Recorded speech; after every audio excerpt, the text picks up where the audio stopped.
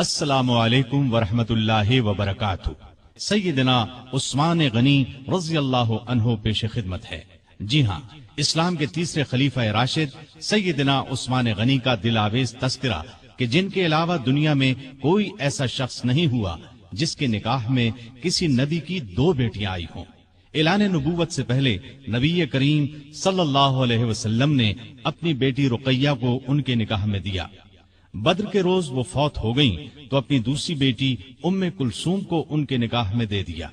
آپ پہلے ایمان لانے والوں یعنی السابقون الاولون میں شامل ہیں، عشرہ مبشرہ میں سے ہیں۔ ان کی مظلومانہ شہادت تاریخ اسلام کی پیشانی پر ایک داغ ہے جسے قیامت تک مٹایا نہ جا سکے گا۔ اللہ تعالی کا ارشاد ہے، والذین آمنوا باللہ ورسلہ اولئک هم الصدیقون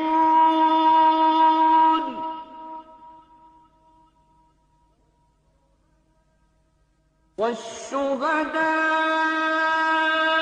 عند ربهم لهم أجرهم ونورهم۔ وہ لوگ جو اللہ اور اس کے رسولوں پر ایمان لائے ہیں، یہی تو وہ ہیں جو ان کے پروردگار کے نزدیک صدیق اور شہید ہیں، ان کے لیے اجر اور نور ہے۔ نبی کریم صلی اللہ علیہ وسلم نے ارشاد فرمایا، الہی میں عثمان سے راضی ہوں، تو بھی اس سے راضی ہو جا۔ عثمان کو آج کے بعد کوئی عمل نقصان نہیں دے گا۔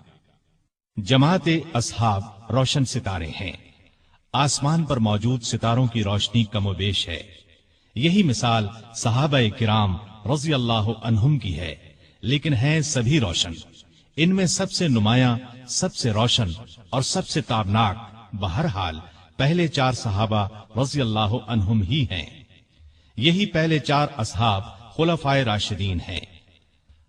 عشرہ مبشرہ میں بھی سب سے پہلے انہی کا نام ہے۔ اسلام کا دامن شہادتوں سے مالا مال ہے۔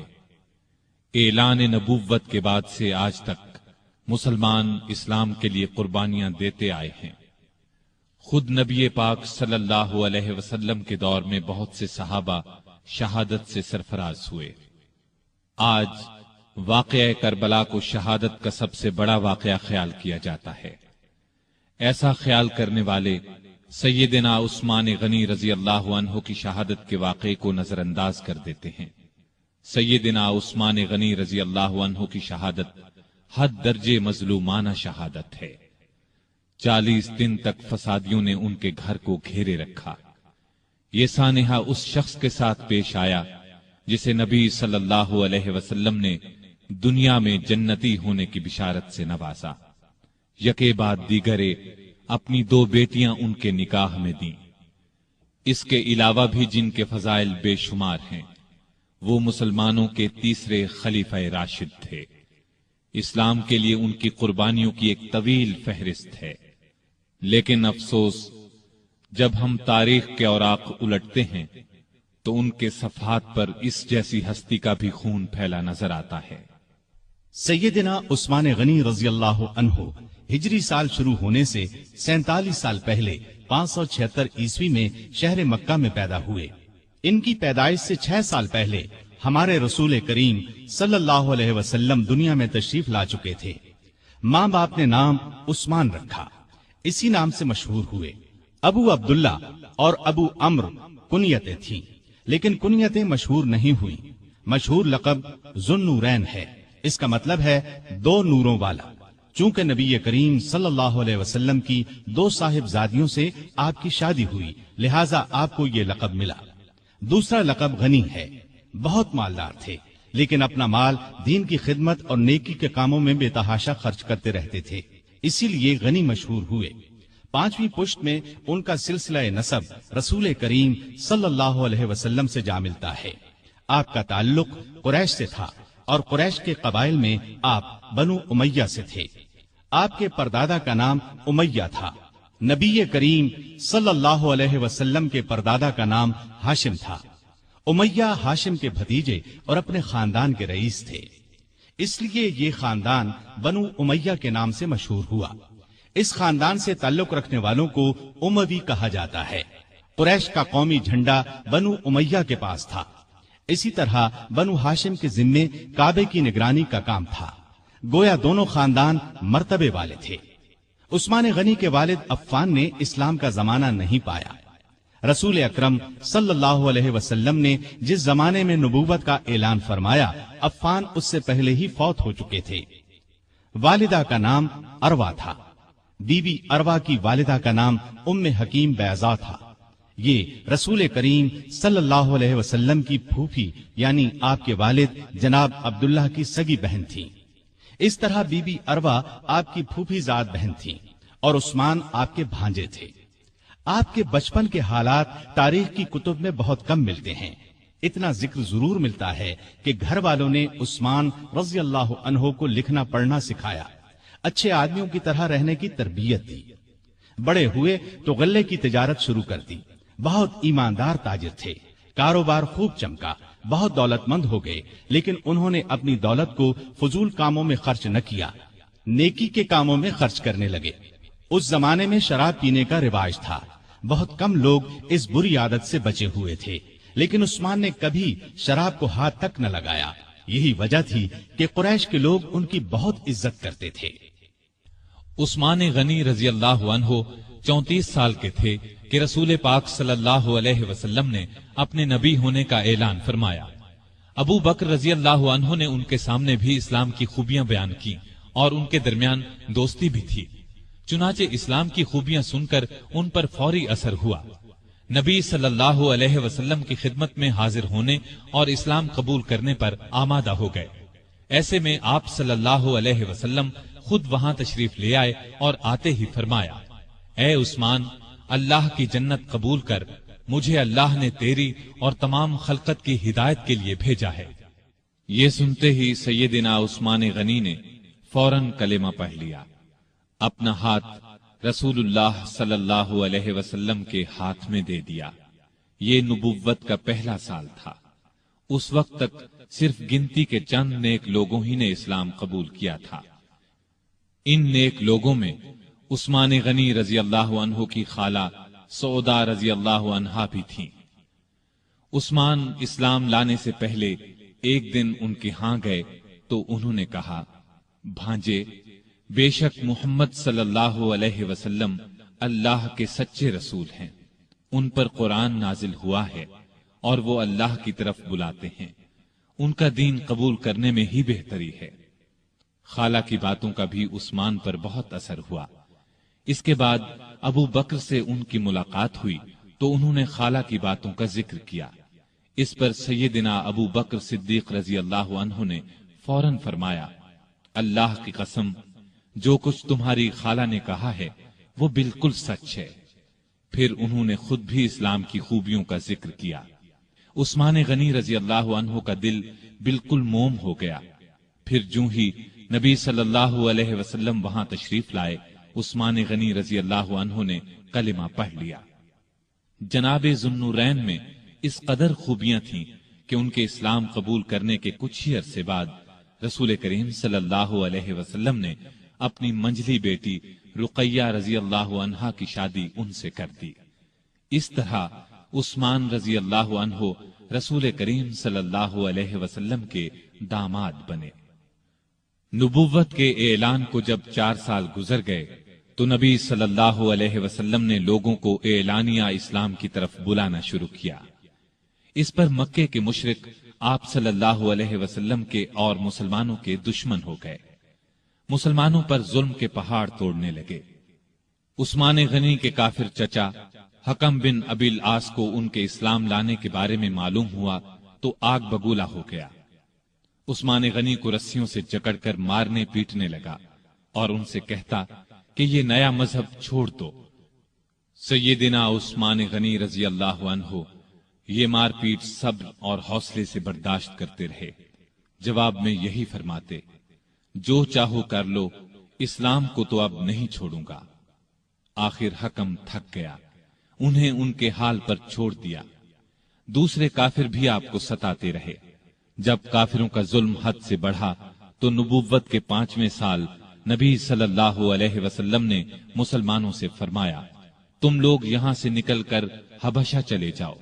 वहां का बादशाह अच्छा आदमी है, किसी पर जुल्म नहीं होने देता। जब तक अल्लाह ताला तुम्हारी इस मुसीबत को दूर नहीं कर देता, उस वक्त तक तुम लोग वहीं ठहरो। चुनाचे साहबे किराम रिजवानुल्लाह ताला अलैहिम अजमाइन के पहले गिरोह ने हबशा की जानिब हिजरत की। इस गिरोह में 12 मर्द और 4 औरतें थीं। सैयदना उस्मान गनी रजी अल्लाह अन्हो उनके अमीर थे और उनके हमराह उनकी ज़ौजा मुहतरमा रसूलुल्लाह सल्लल्लाहु अलैहि वसल्लम की साहबजादी रुकैया रजी अल्लाह अन्हा भी थीं। हबशा अरब के जुनूब मगरिब की तरफ समुंदर पार अफ्रीका के बर्रे आजम में वाक़े है। समुंदर का नाम बुहैरे कुलजुम है। आजकल ये मुल्क एथोपिया कहलाता है। उस जमाने में हबशा के बादशाह को नज्जाशी कहा जाता था। उस वक्त जो बादशाह हबशा पर हुकूमत करता था वो मजहब के एतबार से ईसाई था, लेकिन बहुत नेक दिल था और इंसाफ पसंद था। दूसरे मजहब के लोगों पर खुद जुल्म करता, न किसी और को उन पर जुल्म करने देता था। सैयदना उस्मान गनी रजी अल्लाह अन्हु की हिजरत के बारे में नबी सल्लल्लाहु अलैहि वसल्लम ने ये अल्फाज इरशाद फरमाए, इब्राहिम और लूत अलैहिमुस्सलाम के बाद उस्मान गनी रजी अल्लाह अन्हु पहले शख्स हैं जिन्होंने अपने घर वालों के साथ हिजरत की। हिजरत के मानी हैं जुदाई या अपना वतन और घर बार छोड़कर किसी दूसरे मुल्क या शहर में जा बसना। इस्लाम में हिजरत का मतलब है अपना वतन और घर बार छोड़कर किसी दूसरे मुल्क या शहर में इसलिए जाना कि अपने दीन को बचाया जा सके और किसी डर या रुकावट के बगैर अल्लाह की बंदगी की जा सके। दीन की खातिर अपना प्यारा वतन और घर बार छोड़ना बहुत बड़ी कुर्बानी है, इसका बहुत ज्यादा सवाब है। इन मुसलमानों को अभी हबशा गए 3 माह ही गुजरे थे कि उन तक ये खबर पहुंची कि मक्के के सभी काफिर मुसलमान हो गए हैं। ये खबर सुनकर उन्हें बहुत खुशी हुई। सब मक्के की तरफ वापस पलटे। उस्मान गनी और उनकी ज़ौजा मोहतरमा रुकैया भी साथ थीं। मक्के के पास पहुंचने पर उन्हें मालूम हुआ कि वो खबर गलत थी। अब उन्होंने वापस हबशा जाना मुनासिब न समझा। मक्के के सरदारों में से किसी न किसी की पनाह हासिल करके मक्के में दाखिल हो गए। मक्के में वही हाल था। मुसलमानों पर खूब जुल्म सितम के पहाड़ तोड़े जा रहे थे। जब उनकी सख्तियां हद से बढ़ गईं तो अगले साल रसूल करीम सल्लल्लाहु अलैहि वसल्लम ने फिर हिदायत फरमाई कि मुसलमान हबशा की तरफ हिजरत कर जाएं। इस मर्तबा 102 मुसलमान मर्द और औरतें हबशा की तरफ रवाना हुए। इनमें सैयदना उस्मान गनी और सैयदा रुकैया भी थे। ये उनकी हबशा की तरफ दूसरी हिजरत थी। हबशा पहुंचकर ये लोग अमन और चैन की जिंदगी बसर करने लगे।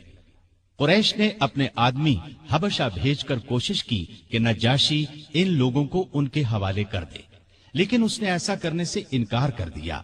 इस तरह ये लोग कई साल वहां रहे।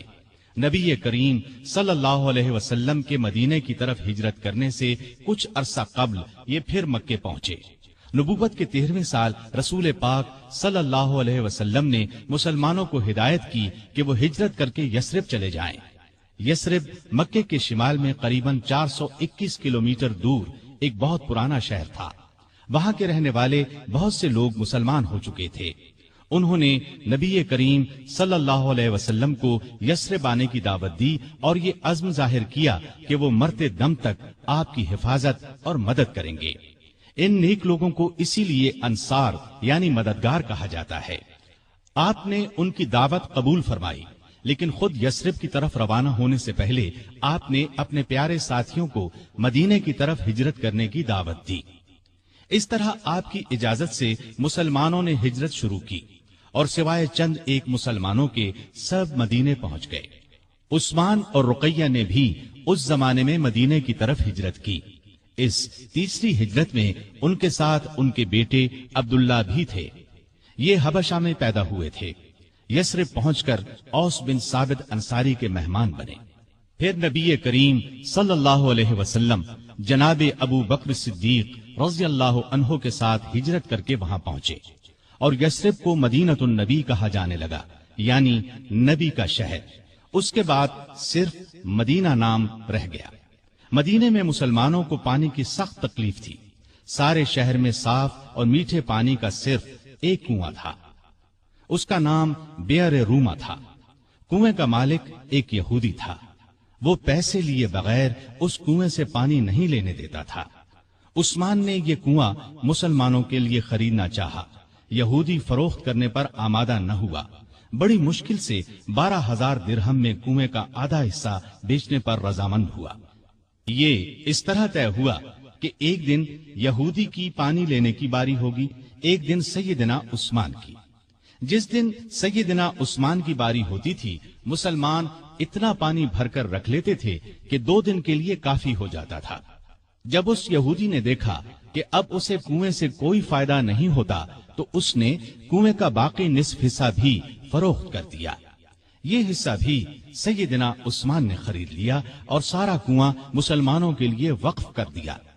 اب کوئی روک ٹوک نہ رہی، مسلمان جس وقت چاہتے پانی لے سکتے تھے۔ آپ نے یہ کنواں مسلمانوں کے لیے 20,000 درہم میں خریدا۔ بھائی چارہ کراتے وقت نبی کریم صلی اللہ علیہ وسلم نے اوس بن ثابت انصاری کو آپ کا بھائی بنایا۔ ہجرت کے بعد آپ انہی کے ہاں اترے تھے، اونچے رتبے کے صحابی تھے، احد کی لڑائی میں شہادت پائی۔ ابتدا میں مسجد نبوی بہت چھوٹی سی تھی، مسلمانوں کی تعداد میں اضافہ ہوا تو نبی کریم صلی اللہ علیہ وسلم نے ارادہ فرمایا 7 والی زمین مسجد کے لیے خرید لی جائے۔ آپ نے اعلان فرمایا کہ کوئی ہے جو اس زمین کو خرید کر مسجد میں شامل کر دے اور بدلے میں جنت لے لے۔ اس پر سیدنا عثمان فوراً آگے بڑھے، 10,000 درہم میں زمین خرید کر مسجد کے لیے پیش کر دی۔ ہجرت کے دوسرے سال رمضان میں بدر کی لڑائی پیش آئی۔ اس وقت نبی صلی اللہ علیہ وسلم کی پیاری بیٹی اور عثمان کی زوجہ محترمہ سیدہ رقیہ رضی اللہ عنہا سخت بیمار تھیں۔ آپ صلی اللہ علیہ وسلم نے ان کی دیکھ بھال کے لیے عثمان رضی اللہ عنہ کو مدینے میں چھوڑا اور ان سے فرمایا، تمہیں اس شخص کے برابر ثواب ملے گا جو لڑائی میں شریک ہوگا، تم یہاں رہ کر رقیہ کی تیمارداری کرو۔ آپ صلی اللہ علیہ وسلم نے اپنے ایک اور قریبی صحابی اسامہ بن زید رضی اللہ عنہ کو بھی مدینے میں چھوڑا تاکہ وہ تیمارداری کے سلسلے میں عثمان رضی اللہ عنہ کی مدد کریں۔ جس روز بدر کا معرکہ ہوا اور مسلمانوں کو فتح نصیب ہوئی، اسی روز مدینے میں سیدہ رقیہ رضی اللہ عنہا کا انتقال ہوا۔ سیدنا عثمان غنی رضی اللہ عنہ کو سیدہ رقیہ رضی اللہ عنہا کی وفات سے بہت صدمہ پہنچا۔ نبی کریم صلی اللہ علیہ وسلم بدر سے واپس تشریف لائے، بیٹی کے انتقال کی اطلاع ملی، بہت صدمہ محسوس ہوا، آنکھوں سے آنسو جاری ہو گئے۔ رقیہ رضی اللہ عنہا کی قبر پر تشریف لے گئے، عثمان غنی رضی اللہ عنہ کو تسلی دی، مال غنیمت میں سے ایک مجاہد کے برابر انہیں حصہ دیا اور فرمایا، تمہارا ثواب بھی کسی دوسرے سے کم نہیں ہے۔ سیدہ رقیہ رضی اللہ عنہا کی وفات کے بعد سیدنا عثمان غنی رضی اللہ عنہ بہت غمگین رہنے لگے، کہا کرتے تھے، افسوس رسول اللہ صلی اللہ علیہ وسلم سے میرا رشتہ ٹوٹ گیا۔ آپ صلی اللہ علیہ وسلم نے ان کی یہ حالت دیکھی تو اپنی دوسری بیٹی سیدہ ام کلثوم رضی اللہ عنہا کا نکاح ان سے کر دیا۔ یہ نکاح ہجرت کے تیسرے سال ربیع الاول کے مہینے میں ہوا۔ اس کے 2 مہینے بعد ام کلثوم رضی اللہ عنہا کی رخصتی ہوئی۔ ہجرت کے تیسرے سال شوال کے مہینے میں غزوہ احد پیش آیا۔ اس لڑائی میں سیدنا عثمان غنی رضی اللہ عنہ نے شرکت کی، دوسرے مسلمانوں کی طرح بہادری سے لڑے۔ درے پر مقرر 50 سوار جب اس درے سے ہٹ گئے اور کافروں نے اس طرف سے اچانک حملہ کیا تو مسلمانوں کے پاؤں اکھڑ گئے۔ اس وقت آپ صلی اللہ علیہ وسلم کی شہادت کی خبر پھیلی تو حضرت عثمان غنی رضی اللہ عنہ صدمے سے نڈھال ہو کر اپنی جگہ کھڑے کے کھڑے رہ گئے۔ پھر جب مسلمانوں نے نبی کریم صلی اللہ علیہ وسلم کو دیکھ لیا تب سب لوگ آپ صلی اللہ علیہ وسلم کی طرف دوڑے۔ سیدنا عثمان غنی رضی اللہ عنہ بھی ان میں شامل تھے۔ غزوہ خندق میں بھی آپ رضی اللہ عنہ نے بھرپور حصہ لیا۔ پھر خندق کی حفاظت کے لیے جن صحابہ کو مامور کیا گیا ان میں سیدنا عثمان غنی رضی اللہ عنہ بھی شامل تھے۔ مسلمانوں کو کعبے سے بہت محبت تھی۔ جب سے ہجرت کر کے آئے تھے کعبے کی زیارت نہیں کر سکے تھے۔ ہجرت کے چھٹے سال ذیقعد کے مہینے میں رسول اللہ صلی اللہ علیہ وسلم 1400 صحابہ کو ساتھ لے کر مکے کی طرف روانہ ہوئے۔ ان میں سیدنا عثمان بھی شامل تھے۔ آپ کا ارادہ عمرہ کرنے کا تھا۔ مکے میں قریش کو خبر ہوئی کہ مسلمان مکے کی طرف آ رہے ہیں تو انہوں نے اعلان کر دیا کہ ہم مسلمانوں کو مکے میں داخل نہیں ہونے دیں گے۔ ان کے بہت سے نوجوان مسلمانوں کا راستہ روکنے کے لیے نکل پڑے۔ رسول اللہ صلی اللہ علیہ وسلم کو یہ اطلاع ملی تو آپ نے راستہ بدل لیا اور مکے سے چند میل دور حدیبیہ کے مقام پر پہنچ گئے اور یہیں پڑاؤ ڈال دیا۔ حدیبیہ سے آپ نے قریش کو پیغام بھیجا کہ ہم لڑنے نہیں آئے بلکہ صرف کعبے کی زیارت کے لیے آئے ہیں۔ عمرہ کے بعد ہم واپس مدینے چلے جائیں گے۔ قریش نے اس پیغام کے جواب میں طائف کے ایک رئیس عروہ بن مسعود کو بات چیت کے لیے بھیجا۔ اس وقت وہ مسلمان نہیں ہوئے تھے۔ نبی کریم صلی اللہ علیہ وسلم نے عروہ بن مسعود سے بھی یہی کہا کہ ہم لڑنے کی نیت سے نہیں آئے، صرف عمرہ کریں گے۔ عروہ بن مسعود نے واپس جا کر قریش سے کہا، بھائیو، میں دنیا کے بڑے بڑے بادشاہوں قیصر و کسریٰ اور نجاشی کے درباروں میں گیا ہوں، لیکن میں نے کسی بادشاہ کی اتنی عزت ہوتے نہیں دیکھی جتنی محمد صلی اللہ علیہ وسلم کے ساتھی ان کی کرتے ہیں۔ اللہ کی قسم، جب آپ تھوکتے ہیں تو آپ کے ساتھی اپنے ہاتھ آگے کر دیتے ہیں۔ تھوک ان میں سے کسی کی ہتھیلی پر پڑتا ہے، وہ اس کو اپنے چہرے اور بدن پر مل لیتا ہے۔ جب وہ کوئی حکم دیتے ہیں تو سب اس کی تعمیل کے لیے دوڑ پڑتے ہیں۔ جب آپ وضو کرتے ہیں تو اس وضو کے پانی کے حصول کے لیے یوں محسوس ہوتا ہے جیسے لڑ پڑیں گے۔ آپ کے ہاں جب کوئی بات کرتے ہیں تو بالکل آہستہ اور پست آواز میں۔ آپ کی عظمت کے پیش نظر آپ کی طرف نظر اٹھا کر نہیں دیکھتے۔ میرے خیال میں تو بہتر یہی ہے کہ تم مسلمانوں سے صلح کر لو۔ قریش نے ان کی بات نہ مانی۔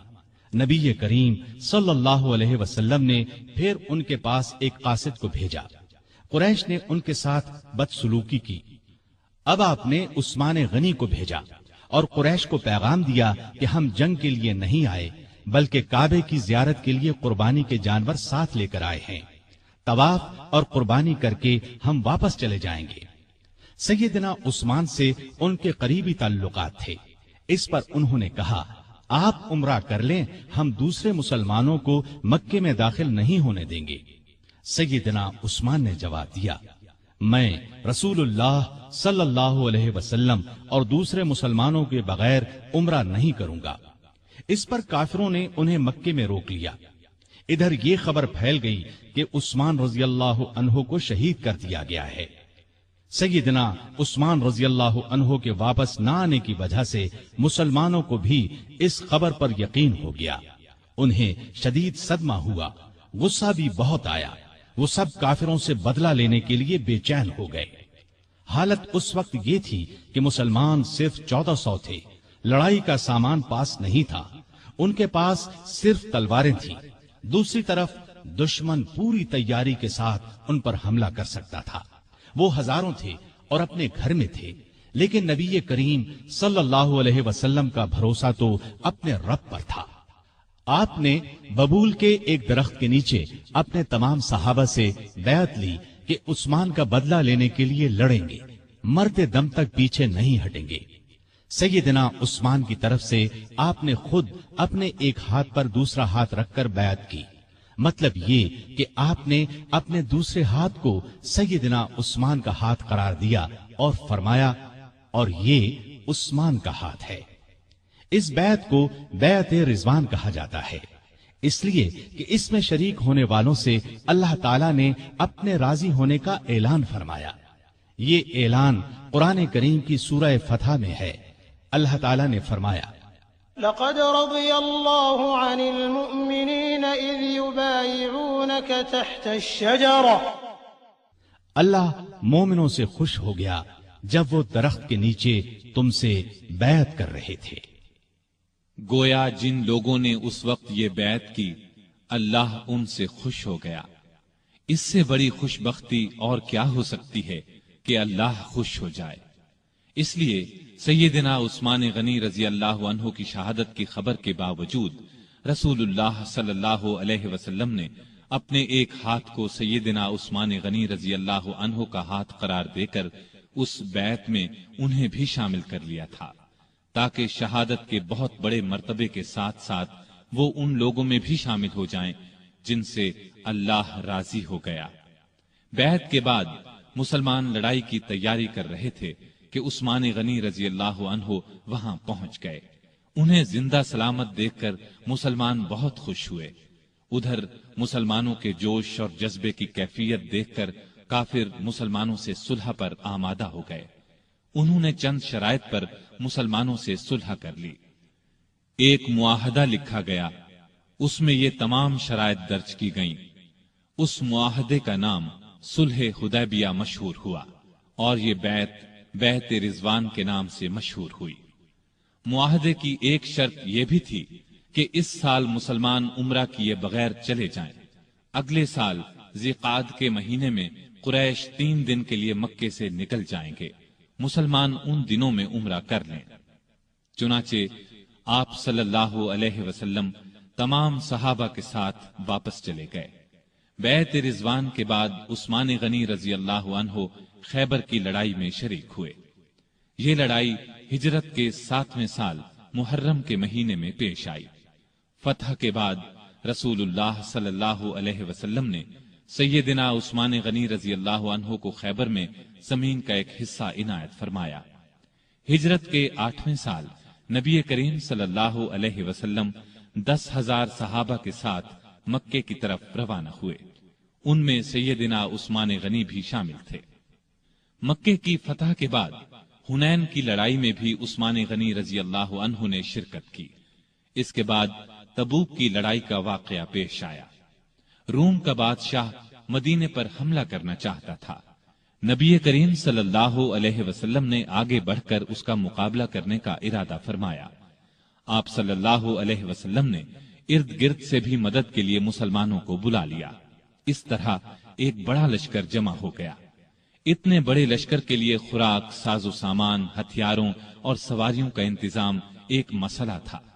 इसलिए नबी करीम सल्लल्लाहु अलैहि वसल्लम ने मुसलमानों से दिल खोलकर चंदा देने का ऐलान किया और फरमाया कि ऐसा करने वालों के लिए जन्नत है।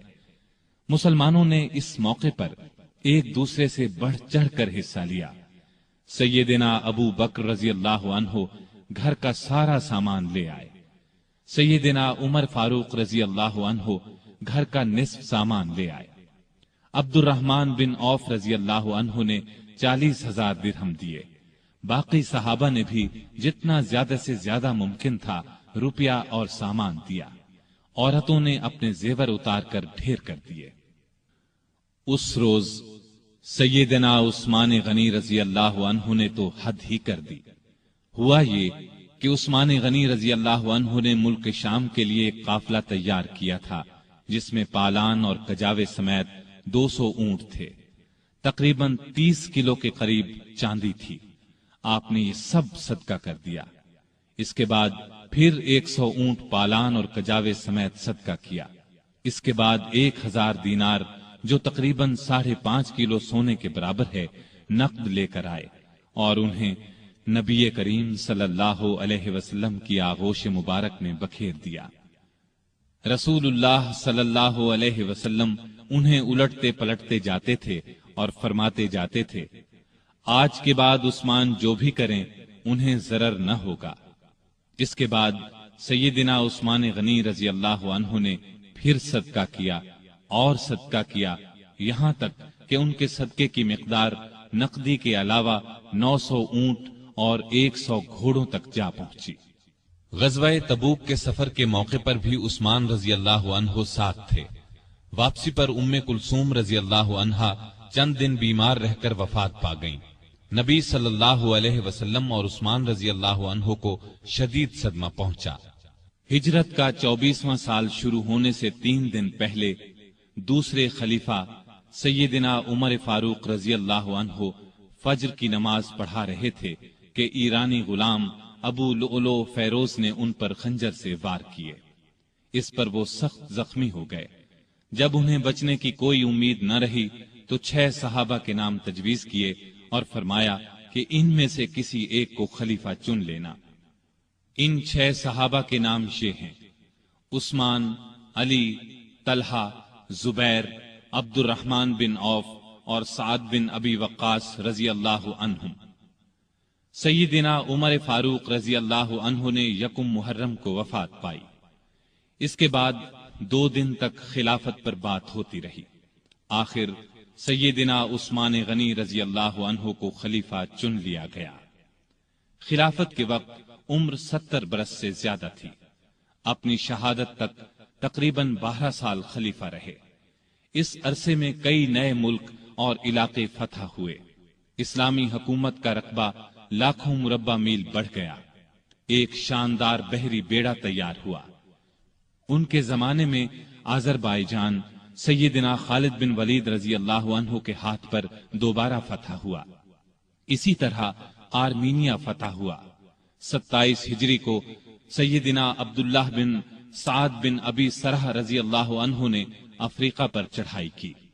اس طرح طرابلس، قبرص، تبرستان اور جرجان کے علاقے فتح ہوئے۔ 29 ہجری میں تو گویا فتوحات کا سیلاب ہی آ گیا۔ کچھ علاقوں نے عمر رضی اللہ عنہ کی شہادت کے بعد بغاوت شروع کر دی تھی، ان کو بھی دوبارہ فتح کیا گیا۔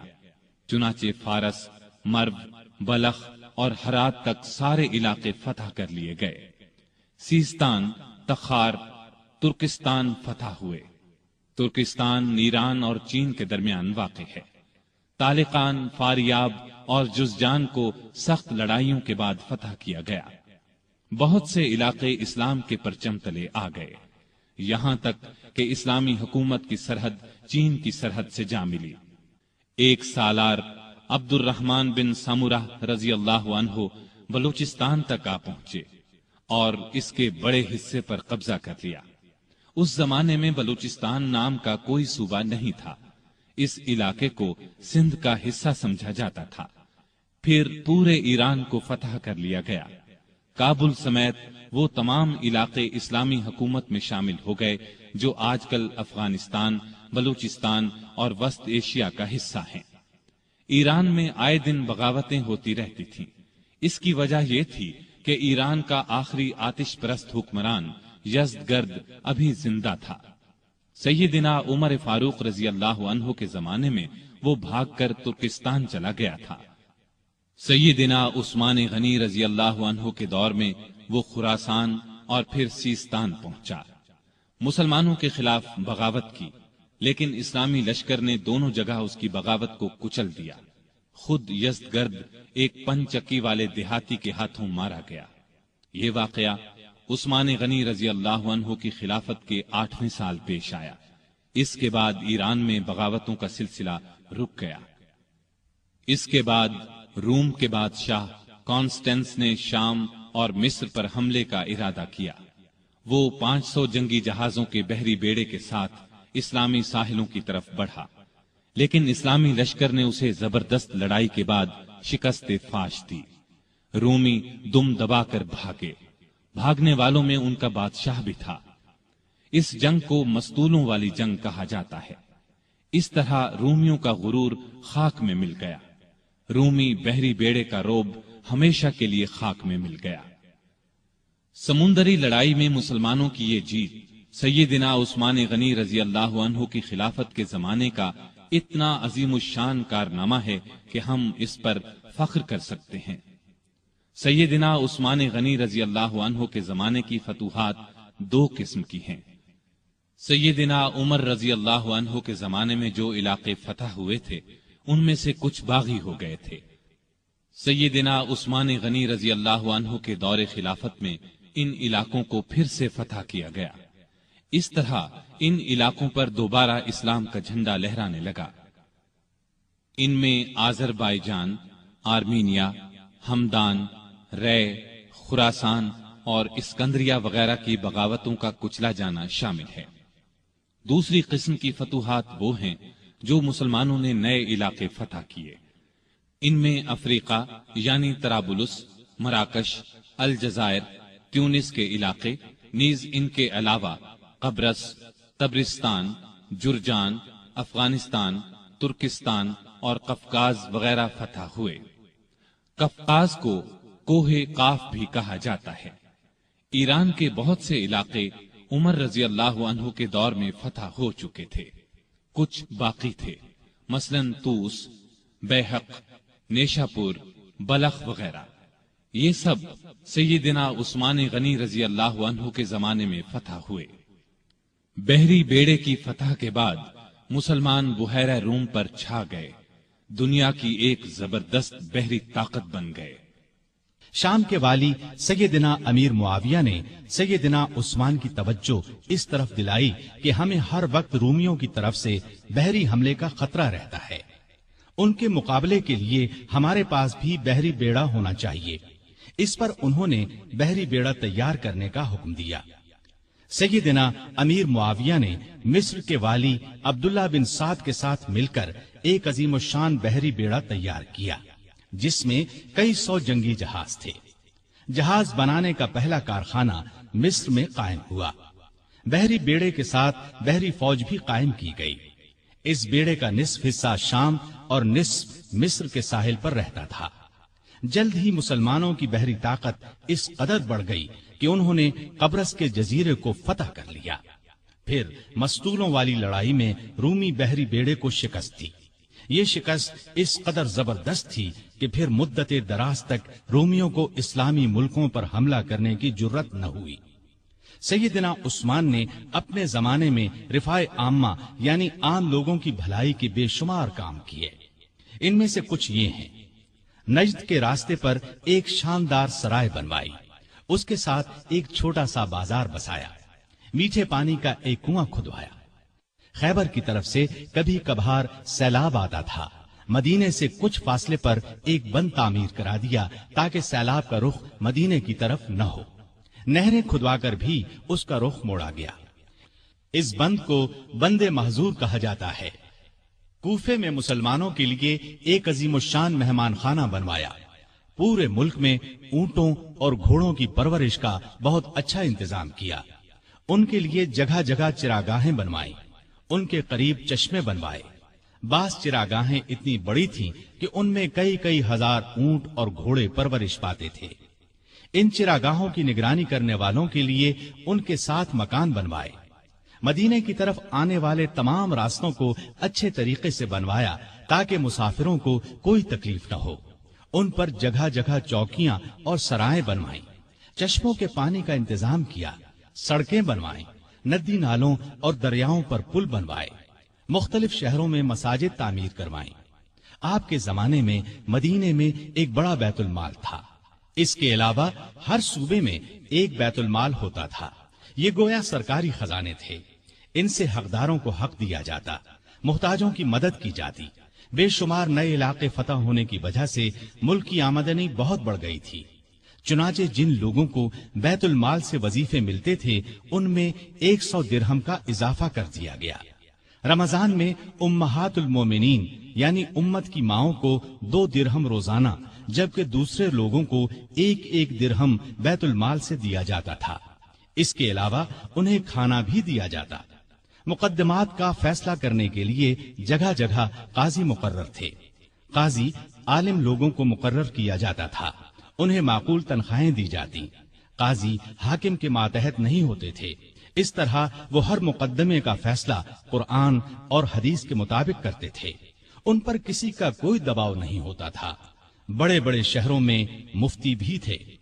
قاضی حضرات کو کسی مسئلے میں کوئی مشکل پیش آتی تو وہ مفتیوں سے فتویٰ طلب کرتے، ان کے فتووں کے مطابق فیصلہ کرتے۔ حکومت کے کاموں میں سیدنا عثمان بڑے بڑے بزرگ صحابہ سے مشورے لیتے تھے۔ آپ ساری زندگی اپنے مال سے دین کی خدمت کرتے رہے۔ ایک خدمت یہ تھی کہ تمام مسلمانوں کو قرآن پاک کی ایک قرات پر جمع کر دیا، حرم شریف میں توسیع کروائی، ارد گرد کے مکانات خرید کر یہ کام کروایا۔ آپ نے خانہ کعبہ پر پہلی بار نہایت قیمتی غلاف چڑھایا۔ اس سے پہلے معمولی غلاف ہوتا تھا۔ مسجدوں میں خوشبوؤں کی دھونی آپ کے زمانے سے شروع ہوئی۔ صفوں کو سیدھا رکھنے کے لیے آدمی مقرر کیے۔ سیدنا عثمان غنی رضی اللہ عنہ اسلام کی تبلیغ اور اشاعت کا بہت خیال رکھتے تھے۔ دوسرے مذاہب کے لوگوں سے بہت اچھا سلوک کرتے تھے۔ مختصر یہ کہ آپ کے دور میں بہت شاندار کام ہوئے، اسلام نے بہت ترقی کی، لیکن افسوس آپ کی خلافت کے آخری چند سال بہت مشکلات میں گزرے۔ اس کی وجہ وہ فتنے تھے جو اندر ہی اندر پک رہے تھے، سلگ رہے تھے۔ فتنوں کی یہ آگ پھر بھڑک اٹھی۔ سیدنا عثمان غنی رضی اللہ عنہ کے خلاف فتنے برپا کرنے والے وہ لوگ تھے جو اپنے آپ کو مسلمان کہتے تھے، لیکن اصل میں وہ مسلمان نہیں تھے۔ انہوں نے مسلمانوں کا روپ دھار لیا تھا، اور یہ روپ انہوں نے دھارا ہی اس لیے تھا کہ مسلمانوں کی جڑوں کو کھوکھلا کریں، ان کے خلاف سازشیں کریں، فتنے جگائیں، انہیں آپس میں لڑا دیں تاکہ مسلمان کمزور سے کمزور ہوتے چلے جائیں۔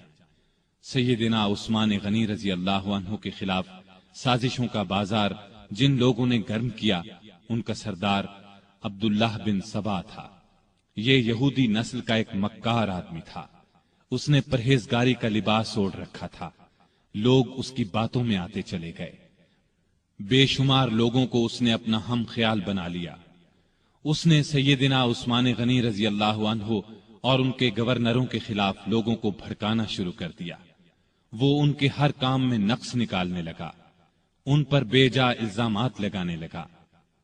بہت سے کمزور ایمان والے لوگ اس کے گرد جمع ہو گئے۔ ان میں ایسے لوگ بھی تھے جو نئے نئے مسلمان ہوئے تھے، ان میں ابھی پختگی نہیں آئی تھی۔ کوفہ، بصرہ اور مصر میں اس نے سازشوں کا جال بچھا دیا۔ یہ جال اس قدر مہارت سے بچھایا گیا کہ بعض نیک دل لوگ بھی شک میں پڑ گئے کہ کہیں واقعی تو ایسا نہیں ہے۔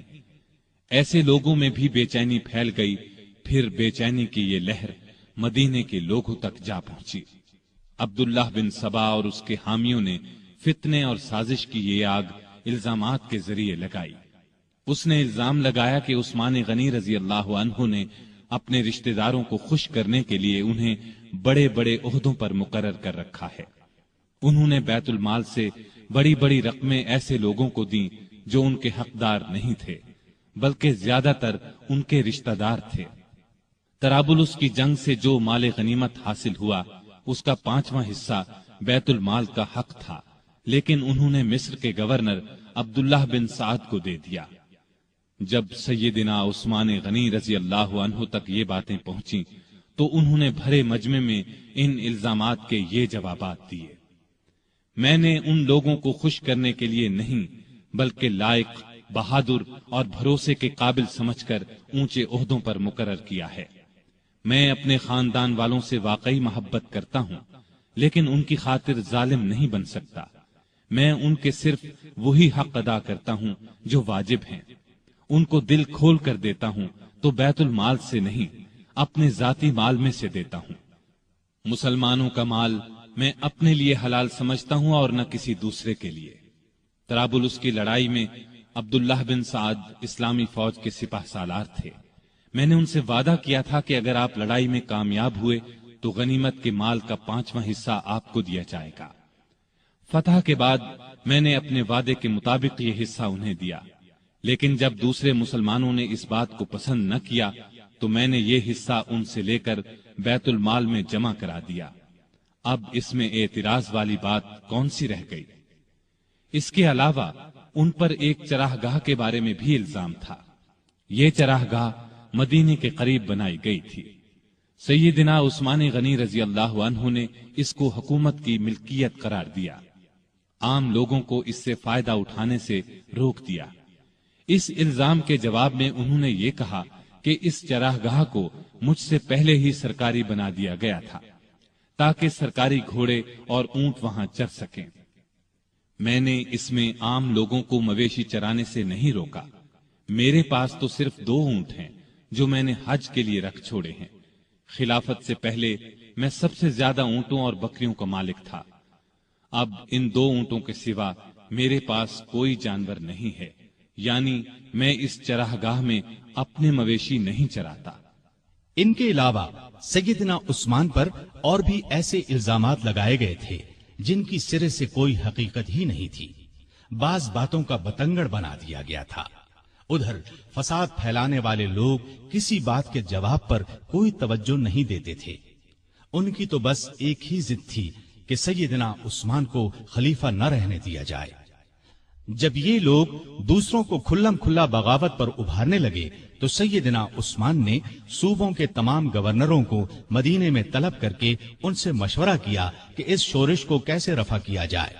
بعض نے رائے دی کہ فساد پھیلانے والوں کو سخت سزائیں دی جائیں، لیکن سیدنا عثمان بہت نرم مزاج تھے، ایسا کرنا پسند نہ کیا۔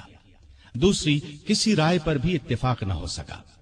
سارے گورنر اپنے اپنے علاقوں کی طرف واپس روانہ ہو گئے۔ ان کے جانے کے بعد سیدنا عثمان نے شورش دور کرنے کے لیے 3 کام کیے۔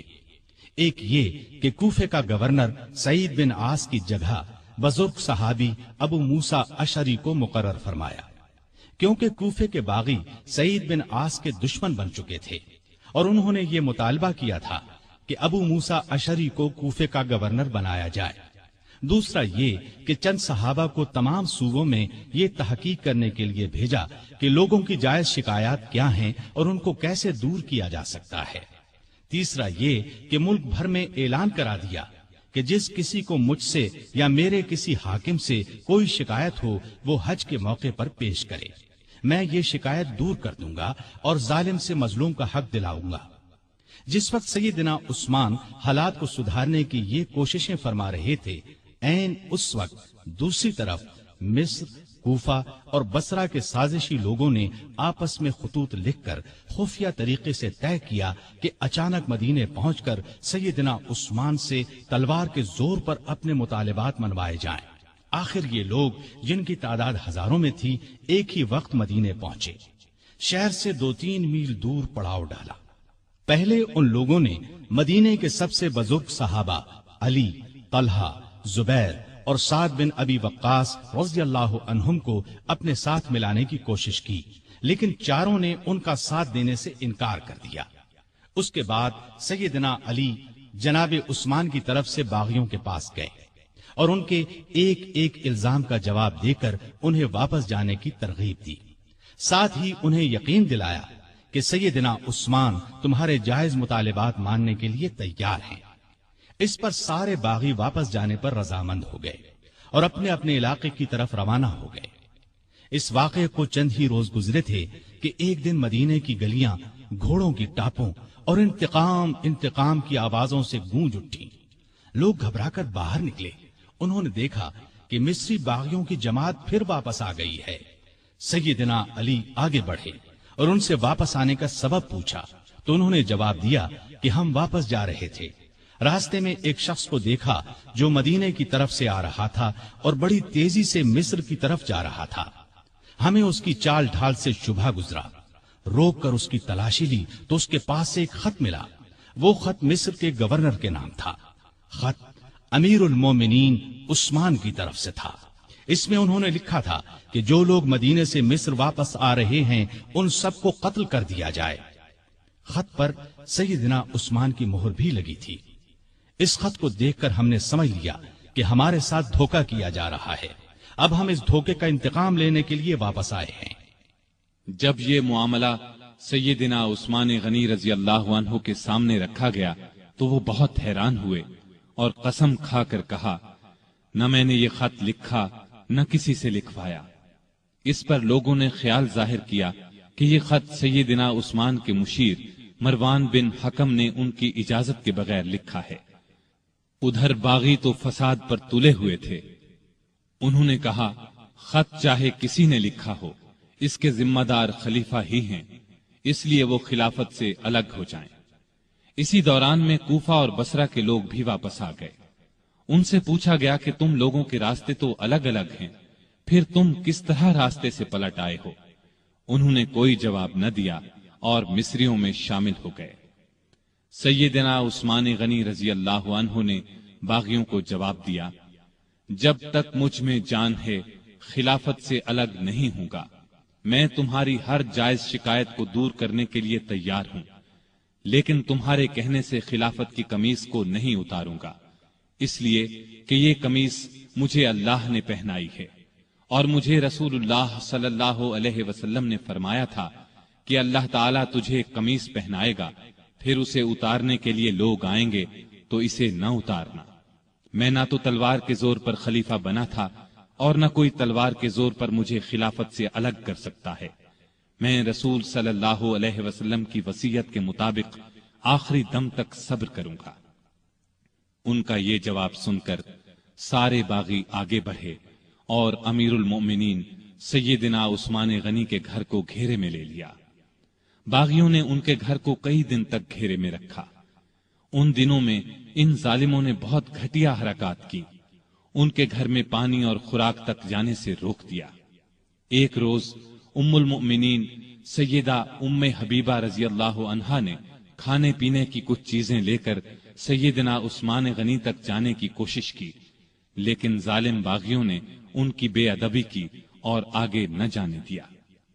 ایک روز سیدنا علی رضی اللہ عنہ نے اپنے چند آدمیوں کے ذریعے پانی کی 3 مشکیں بھجوائیں. ان آدمیوں کو باغیوں نے روکا، لیکن وہ لڑ بھڑ کر اور کئی زخم کھا کر پانی کی مشکیں اندر لے جانے میں کامیاب ہو گئے. 1-2 بار پڑوس کے گھروں سے بھی خوراک اور پانی کی مدد پہنچی، لیکن یہ اتنی کم ہوتی تھی کہ بڑی مشکل سے 1-2 دن گزرتے تھے. مدینے میں جتنے بھی بزرگ اور جلیل القدر صحابہ موجود تھے، ان سب نے باغیوں کو بہت سمجھایا، لیکن باغیوں نے ان کا بھی لحاظ نہ کیا، کوئی بات نہ مانی. خود امیر المؤمنین سیدنا عثمان غنی رضی اللہ عنہ نے کئی مرتبہ باغیوں کو سمجھانے کی کوشش کی. مکان کی چھت پر جا کر کئی مرتبہ ان کے سامنے بہت با اثر تقاریر کی. انہیں یاد دلایا کہ رسول اللہ صلی اللہ علیہ وسلم جب مدینے تشریف لائے تھے تو مسجد نبوی کے لیے جگہ تنگ تھی. آپ نے اعلان فرمایا تھا کہ جو شخص مسجد کے لیے زمین خریدے گا اسے جنت میں جگہ ملے گی. میں نے ہی یہ جگہ خرید کر مسجد میں شامل کی تھی، لیکن آج تم مجھے اس مسجد میں نماز پڑھنے سے روکتے ہو.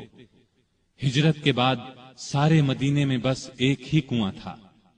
رسول اللہ صلی اللہ علیہ وسلم نے اعلان فرمایا تھا کہ جو شخص اس کنویں کو خرید کر مسلمانوں کے لیے پانی عام کرے گا اس کے لیے جنت ہے. کیا تمہیں علم نہیں ہے کہ میں نے ہی یہ کنواں خرید کر مسلمانوں کے حوالے کیا تھا، لیکن آج تم نے مجھ پر اس کا پانی بند کر دیا ہے. رسول اللہ صلی اللہ علیہ وسلم کے ساتھ میرا کیا تعلق تھا، کیا تم یہ بھی نہیں جانتے؟ ان کی یہ تمام باتیں بھی پتھر دل باغیوں کو ہلا نہ سکی. ان ظالموں نے امیر المؤمنین کے مکان کو آنے والے تمام راستوں پر پہرے بٹھا دیے تاکہ مدینے کے لوگ ان کی مدد کو نہ پہنچ سکیں. پھر بھی 700 بہادر مسلمان ہتھیار لگا کر کسی نہ کسی طرح سیدنا عثمان غنی رضی اللہ عنہ کے پاس پہنچ گئے اور امیر المؤمنین سے کہا، اگر آپ اجازت دیں تو ہم ان باغیوں سے لڑیں. اس پر عثمان غنی رضی اللہ عنہ نے فرمایا، میں تم لوگوں کو اللہ کا واسطہ دیتا ہوں کہ کوئی شخص میرے لیے اپنا خون نہ بہائے. اس پر چند نوجوانوں کے سوا نہ چاہتے ہوئے بھی باقی لوگ واپس چلے گئے. سیدنا عثمان غنی رضی اللہ عنہ نے یہ بھی پسند نہ فرمایا کہ رسول اللہ صلی اللہ علیہ وسلم کے شہر کو چھوڑ کر کسی دوسرے شہر چلے جائیں. وہ تمام مصیبتیں صبر اور شکر سے برداشت کرتے رہے، لیکن گوارا نہ کیا کہ لوگ ان کی خاطر ایک دوسرے کا خون بہائیں. ادھر مدینے میں یہ ہو رہا تھا، ادھر مکے میں حج ہو رہا تھا. اکثر لوگ حج کے لیے گئے ہوئے تھے. باغی بھی یہ سوچ رہے تھے کہ حج کے بعد لوگ مدینے کا رخ کریں گے اور موقع ہاتھ سے نکل جائے گا۔ چنانچہ وہ سیدنا عثمان کے قتل کا مشورہ کرنے لگے۔ سیدنا عثمان کو ان کے ارادے کی خبر ہوئی تو انہوں نے مکان کی چھت پر کھڑے ہو کر باغیوں کے سامنے یہ تقریر کی: لوگو، آخر تم مجھے کس جرم میں قتل کرنا چاہتے ہو؟ اسلام 3 صورتوں کے علاوہ کسی مسلمان کے قتل کرنے کی اجازت نہیں دیتا۔ یا تو وہ اسلام لانے کے بعد اس سے پھر جائے، یا شادی کے بعد بدکاری کرے، یا کسی کو جان بوجھ کر قتل کرے۔ اللہ کی قسم، میں نے ان تینوں میں سے کوئی گناہ نہیں کیا، پھر تم میرے خون کے پیاسے کیوں ہو؟ باغیوں پر اس تقریر کا بھی کوئی اثر نہ ہوا۔ انہوں نے 18 ذوالحج 35 ہجری کو امیر المومنین کے مکان پر حملہ کر دیا۔ گھر کے بڑے دروازے پر حسن بن علی، عبداللہ بن زبیر، محمد بن طلحہ رضی اللہ عنہم اور کچھ دوسرے نوجوان پہرا دے رہے تھے۔ انہوں نے باغیوں کا زبردست مقابلہ کیا اور زخم کھا کر بھی انہیں اندر داخل نہ ہونے دیا۔ اب 4 باغی ساتھ کے ایک مکان کے ذریعے دیوار پھاند کر اندر داخل ہو گئے۔ اس وقت سیدنا عثمان روزے سے تھے اور قرآن پاک کی تلاوت کر رہے تھے۔ ظالموں نے لوہے کی ایک سلاخ، نیزے اور تلوار سے ان پر وار کیے۔ ان کی زوجہ محترمہ سیدہ نائلہ انہیں بچانے کے لیے آگے بڑھیں تو تلوار کے وار سے ظالموں نے ان کی انگلیاں کاٹ دیں۔ اس طرح ظالموں نے 82 سالہ نہتے امیر المومنین سیدنا عثمان رضی اللہ عنہ کو شہید کر دیا۔ انا للہ و انا الیہ راجعون۔ انہیں شہید کر دیا جنہوں نے اپنے آپ کو بچانے کے لیے ان کا خون بہانا پسند نہیں فرمایا تھا، ورنہ وہ فوج بلا کر ان سب کو قتل کروا سکتے تھے۔ ان کا خون قرآن کے ان الفاظ پر گرا: فَسَيَكْفِيكَهُمُ اللَّهُ۔ وہ جمعے کے دن کا تیسرا پہر تھا۔ ان کی شہادت کی خبر سن کر لوگ سناٹے میں آ گئے۔ ان کے گمان میں بھی نہیں تھا کہ بات یہاں تک پہنچ جائے گی۔ جنازہ رات کے وقت لے جایا گیا، ڈر تھا کہ باغی ناش کی بے حرمتی نہ کریں۔ اس مظلوم شہید کو بقیع الغرقد المعروف جنت البقیع میں دفن کیا گیا۔ آپ بہت خوبصورت تھے، ہمیشہ صاف ستھرا لباس پہنتے تھے، لیکن ایسا لباس نہیں پہنتے تھے جس سے غرور پیدا ہو۔ گھر کے افراد کو بھی ایسا لباس نہیں پہننے دیتے تھے۔ غذا عام طور پر سادہ اور نرم کھاتے تھے۔ اپنی روزی کپڑے اور غلے وغیرہ کی تجارت سے کماتے تھے۔ بہت دیانتدار اور کامیاب تاجر تھے۔ اپنی دولت اللہ کے راستے میں لٹاتے رہتے تھے۔ بہت زیادہ صفائی پسند تھے۔ جس دن سے مسلمان ہوئے تھے ہر روز غسل فرماتے تھے۔ خوشبو بہت پسند تھی۔ فرض نمازوں اور روزوں کی سختی سے پابندی کے علاوہ نفلی عبادت بھی بہت کرتے تھے۔ اکثر تیسرے دن روزہ رکھتے، رات کو صرف اتنا کھاتے کہ انسان زندہ رہ سکے۔ بعض اوقات تو ساری رات عبادت میں گزار دیتے۔ قرآن مجید کی تلاوت کا بہت زیادہ شوق تھا۔ تلاوت کے بغیر کوئی دن نہ گزرتا تھا۔ ہر سال حج کے لیے جاتے، آخری سال باغیوں کے محاصرے کی وجہ سے نہ جا سکے۔ لکھنا پڑھنا جانتے تھے، وحی کی کتابت بھی کرتے تھے۔ وحی نازل ہوتی تو اکثر نبی کریم صلی اللہ علیہ وسلم انہیں لکھنے کے لیے بلاتے۔ قرآن کے بہت بڑے عالم اور حافظ تھے۔ رسول اللہ صلی اللہ علیہ وسلم کی 146 احادیث آپ کے ذریعے سے امت تک پہنچی۔ شریعت کے مسائل سے بخوبی واقف تھے۔ لوگ ان سے مسئلے پوچھتے تھے۔ نبی کریم صلی اللہ علیہ وسلم کی دوسری بیٹی سیدہ ام کلثوم کی وفات کے بعد آپ نے کچھ اور نکاح بھی کیے۔ 9 یا 7 بیٹیاں اور 8 بیٹے ہوئے۔ 2 بیٹے بچپن ہی میں فوت ہو گئے۔ ان کے ایک بیٹے ابان نے شہرت پائی، بنو امیہ کی حکومت میں اونچے عہدوں پر کام کیا۔ حیا سیدنا عثمان میں بہت زیادہ تھی، حتیٰ کہ فرشتے بھی ان سے حیا کرتے تھے۔ اللہ کا خوف بہت تھا، موت، قبر اور قیامت کا ہر وقت خیال رہتا۔ آپ کی سخاوت انتہا کو پہنچی ہوئی تھی۔ کوئی دن ایسا نہیں گزرتا تھا جس میں وہ خیرات نہ کرتے ہوں۔ وہ اللہ تعالیٰ کے اس ارشاد کی مکمل تصویر تھے: جو لوگ ضرورت مندوں کے لیے دل کو تنگ کیے بغیر اپنا مال خرچ کرتے ہیں وہی کامیاب ہیں۔ سیدنا عثمان غنی رضی اللہ عنہ نے بئر روما خرید کر مسلمانوں کے لیے عام کر دیا، مسجد نبوی کی توسیع کے لیے زمین خریدی۔ سیدنا علی رضی اللہ عنہ کی سیدہ فاطمہ رضی اللہ عنہا سے شادی کا موقع آیا تو انہوں نے اپنی زرہ سیدنا عثمان رضی اللہ عنہ کے ہاتھ 480 درہم میں بیچ دی۔ عثمان رضی اللہ عنہ نے اس رقم کے ساتھ وہ زرہ بھی انہیں واپس تحفے میں دے دی۔ تبوک کے موقع پر تو ان کی دریا دلی کی انتہا نہ رہی، قحط کے موقع پر غلے سے لدے ہوئے اونٹ لوگوں میں تقسیم کر دیے، ہر جمعے کو ایک غلام آزاد کرتے تھے، کسی جمعے نہ کر پاتے تو آئندہ جمعے 2 غلام آزاد کرتے۔ اپنی خلافت کے زمانے میں بیت المال سے اپنی ذات کے لیے 1 درہم بھی نہ لیا، اگرچہ وہ کم از کم 5000 درہم ہر سال لینے کے حقدار تھے۔ 12 سالہ خلافت میں 60,000 درہم گویا انہوں نے مسلمانوں کے لیے چھوڑ دیے۔ آپ رضی اللہ عنہ میں سادگی انتہا کو پہنچی ہوئی تھی، اپنے کام اپنے ہاتھوں سے کرتے تھے۔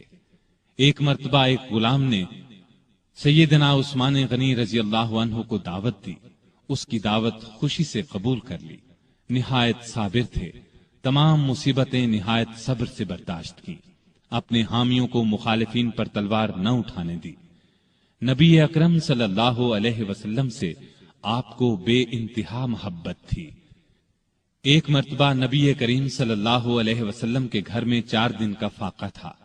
سیدنا عثمان غنی رضی اللہ عنہ کو پتہ چلا تو فوراً بہت سا آٹا، کھجوریں، 1 بکرا اور 300 درہم لے کر حضور صلی اللہ علیہ وسلم کے گھر پہنچے۔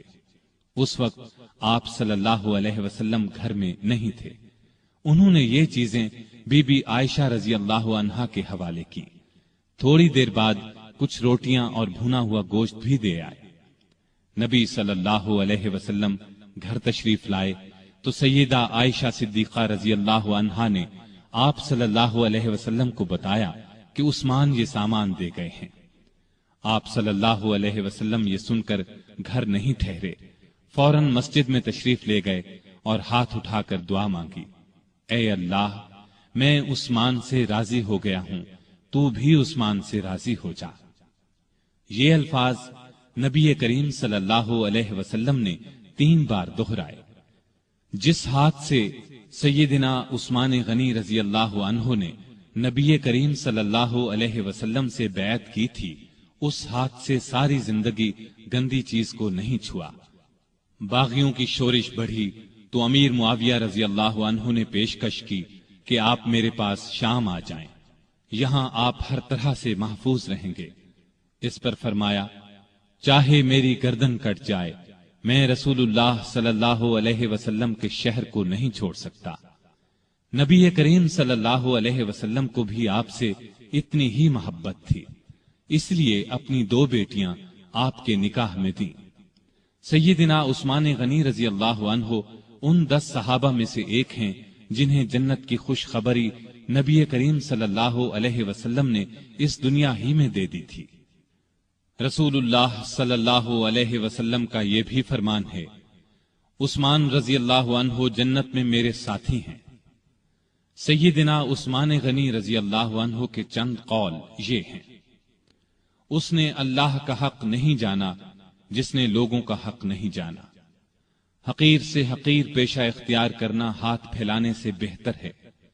غریب کا 1 روپیہ خیرات کرنا دولت مند کے 1 لاکھ روپے خیرات کرنے سے بہتر ہے۔ اپنے رب کے سوا کسی سے امید نہ رکھو۔ گناہ کسی نہ کسی صورت دل کو بے قرار رکھتا ہے۔ سب سے برا آدمی وہ ہے جو لوگوں کی برائیاں بیان کرتا پھرے۔